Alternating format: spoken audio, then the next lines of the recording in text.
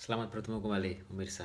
Kali ini saya akan jelaskan kenapa bayi habis lahir itu bisa kuning ya. Jadi banyak sekali penyebabnya. Tapi yang paling sering sebenarnya adalah kondisi fisiologis ya. Jadi fisiologis itu kondisi yang memang wajar terjadi. Jadi bayi kuning itu sesuatu yang wajar bisa terjadi pada bayi setelah lahir ya. Walaupun ada penyebab lain yang bisa mengakibatkan kondisi yang lebih serius pada bayi tersebut ya, seperti ada infeksi atau kemudian ada ketidakcocokan antara golongan darah ibu dan bayi atau kekurangan enzim tertentu. Nah, itu yang menyebabkan kondisi lebih serius. Nah, kalau di sini saya akan membahas kondisi yang fisiologis, artinya kondisi yang sifatnya lebih umum. Jadi itu kondisi yang terjadi. Kenapa bisa terjadi? Nah, ini yang fisiologis ya, artinya neonatal jaundice yang fisiologis yang bisa terjadi pada bayi baru lahir, artinya wajar terjadi. Jadi pada saat di dalam kandungan sel darah merah bayi itu merupakan sel darah merah yang berbeda dengan sel darah merah orang dewasa ya. Jadi sel darah merah bayi dalam kandungan itu dia mempunyai ikatan yang cukup kuat terhadap oksigen yang mendapat suplai dari ibu. Jadi perlu diketahui oleh pemirsa. Jadi pada saat di dalam kandungan seorang bayi ini tidak bernapas. Jadi paru-paru belum berfungsi. Pertukaran oksigen melalui tali pusat yang didapatkan suplai dari ibunya ya. Nah, di sini sel darah merahnya cukup kuat untuk mengikat oksigen.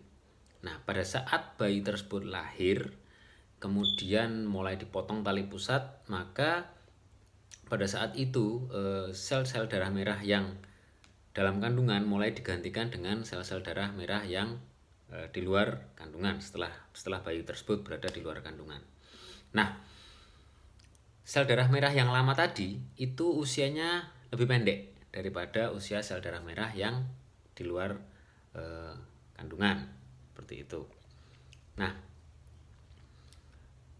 sel-sel darah merah yang tadi itu pecah kemudian menghasilkan metabolit yang namanya bilirubin yang membuat bayi itu kuning.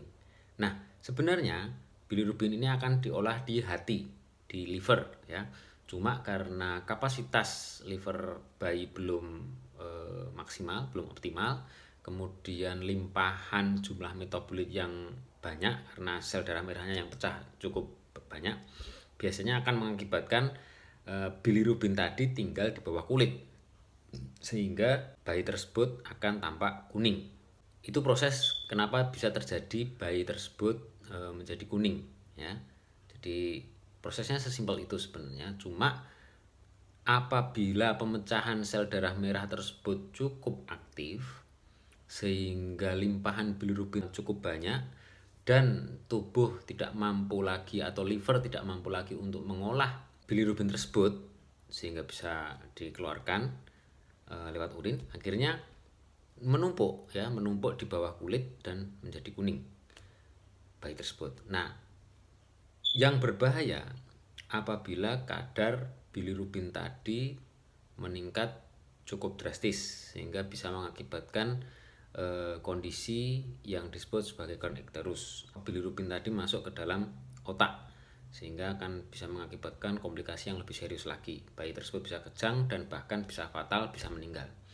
Nah, sebagai orang tua, bapak atau ibu harus bisa mengenali kondisi kapan dikatakan putranya dikatakan kuning ya. Nah, di sini nanti ada video ya, bisa memperlihatkan perbedaan ya. Jadi kalau kita mau ngecek dia kuning atau tidak hanya bisa dilihat secara langsung, oh ini kuning, ini enggak. Nah, ini bisa dilakukan dengan cara yang sangat mudah yang Bapak Ibu bisa kerjakan, yaitu dipencet di dada sama di daerah area dada sama perut. Jadi dipencet, apabila pencetan dua jari kita ini, di antara dua jari ini ada warnanya seperti dikasih kunyit atau kunir, itu artinya dia kuning. Nah, kenapa dada perut? Karena pada saat bilirubin tinggi itu biasanya akan mulai mencapai ke dada perut. Jadi urutannya itu kepala dulu ya. Biasanya itu kita sebut Kramer 1. Kemudian dada itu 2, perut 3, kemudian di tangan kaki itu 4, dan apabila sudah sampai ke telapak tangan itu Kramer 5. Nah, itu sudah berbahaya.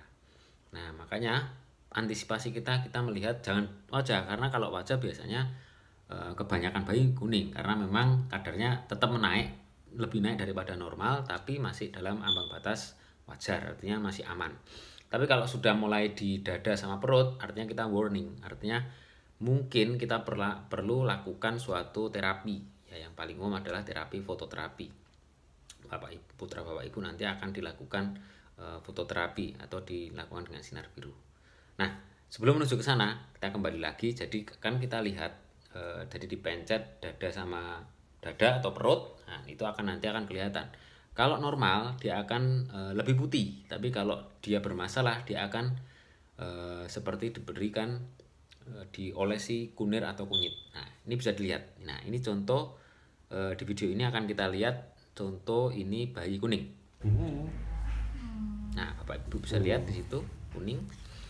Kemudian, nah ini yang berikutnya ini yang normal. Nah, itu bisa dilihat.